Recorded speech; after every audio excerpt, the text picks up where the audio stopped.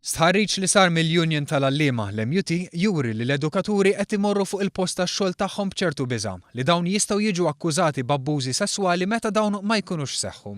Fost l-iktar inkwetanti ir-riżulta li l-allima qed jonqsu milli jagħmlu attivitajiet barra mis-sillabu u attivitajiet oħrajn li jistgħu jservu ta' ġid tal-istudenti minħabba li f'dawn l-attivitajiet jista' jkun hemm lok għal iżjed akkużi.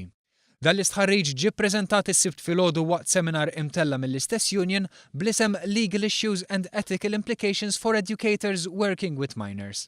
Seminar li tratta x-xogħol tal-għalliem dirett mal-istudenti u l-konsegwenzi li jista' jġib miegħu u li ttella fid-dawl ta' diversi allegazzjonijiet ta' abbużi li smajna dwarhom dan l-aħħar.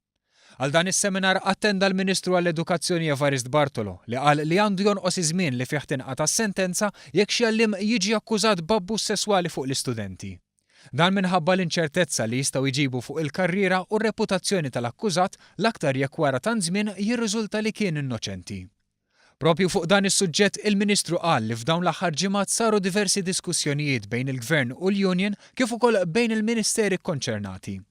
Il-Ministru Evarist Bartolo staqsa wkoll jekk għadu xi żmien li isem l-akkużat jixxandar qabel ma tinqata' s-sentenza. Dan biex ma joħloqx riperkussjonijiet kemm il-darba il-persuna tinsab innoċenti.